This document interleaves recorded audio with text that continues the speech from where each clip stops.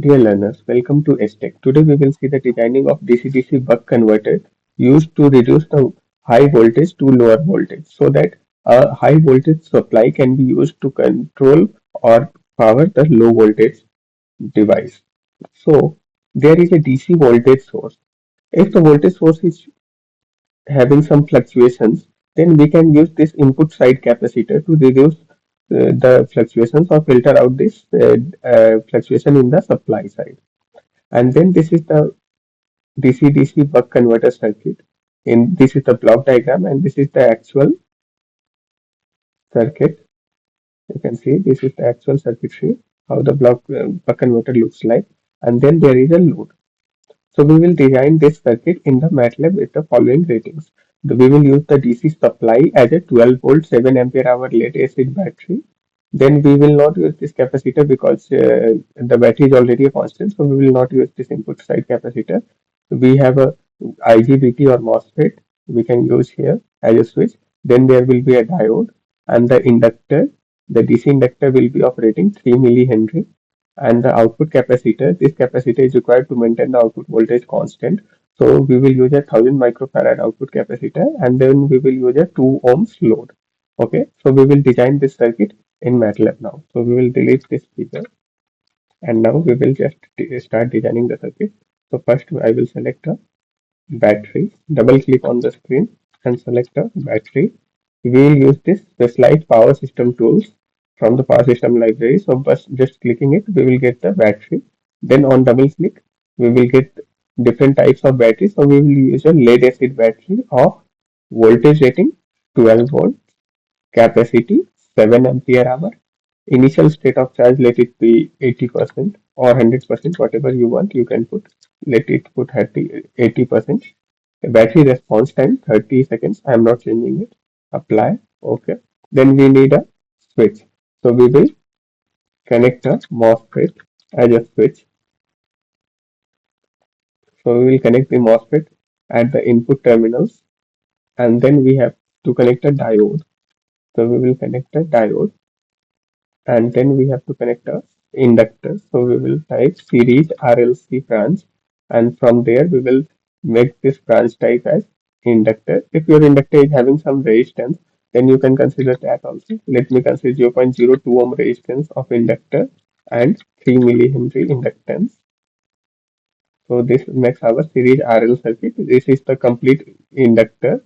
So we can write it here. Just click on that and delete it and write it inductor.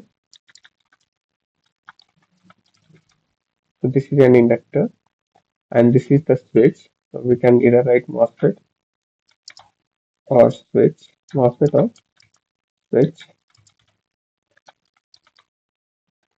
Then this is the diode. So this is our diode. We need to rotate this diode and also remove this measurement port. So we have removed the measurement port. Now we will rotate using Control R.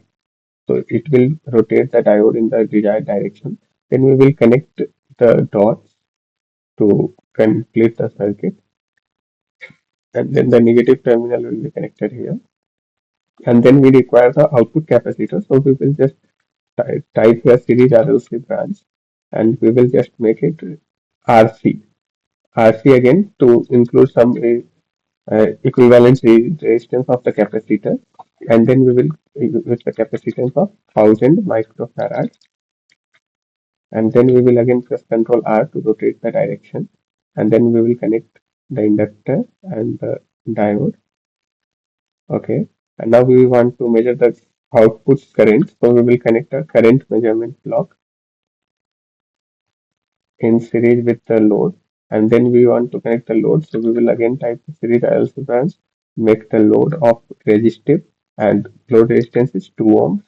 We will press OK and then press Ctrl R. So this completes our whole buck converter circuit.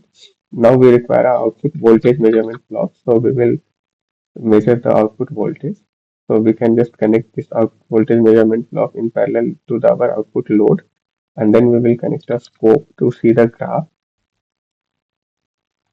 We can also connect display to directly see the values. and we will write display as output voltage. Output voltage. Similarly, we will connect a scope to our output current block, and we can also use just right click and drag to copy the block, and we can make it as output current. If you want to see the input current, then you don't need to connect any voltage measurement or current measurement, because this already there is a measurement port here. So we'll just type bus selector, and then we will press Control I to invert the terminals, and then we will drag and connect here. And now we will, after connecting to the block, we will double click on the bus selector, and we will remove these signals 1 and signal 2 because it's not desired, and we will connect output voltage and output input voltage and input current. Press OK, and now we will connect again a scope. Press Control I, and then we will connect here. So this gives input current and this gives input voltage. So we have got everything, but we need to just turn off this measurement port of the MOSFET, and now we need to power the gate signal. Give the gate signal to the switch so that it can turn on and turn off. So we will connect a PWM DC, not this one. PWM DC only, so that this will be giving the PWM signal of desired frequency. Let's say we have a desired frequency of 5 kilohertz, and now we want to run the DC converter in open loop. So we will give the directly give the duty cycle like 20%, 30%, or 80% or 100%. So the duty cycle will vary in the range from 0 to 1. So let's make it 50% currently. Okay. And now we need to connect the power GUI block, because we are using the power system component. So we require to use this power GUI block, and then let's make it as same. Now we will just click on this icon to fit to view, so that our whole graph becomes fit to the screen. Okay. And now our system is ready to run. So we will make the stop time as 2 seconds, and now we will just click on run button, and you can see our input voltage of 12 volts and output voltage of around 6 volts is coming here. So if we zoom in, we can directly see the output voltage is around 6 volts. There is the inductor, so there is some inductor drop.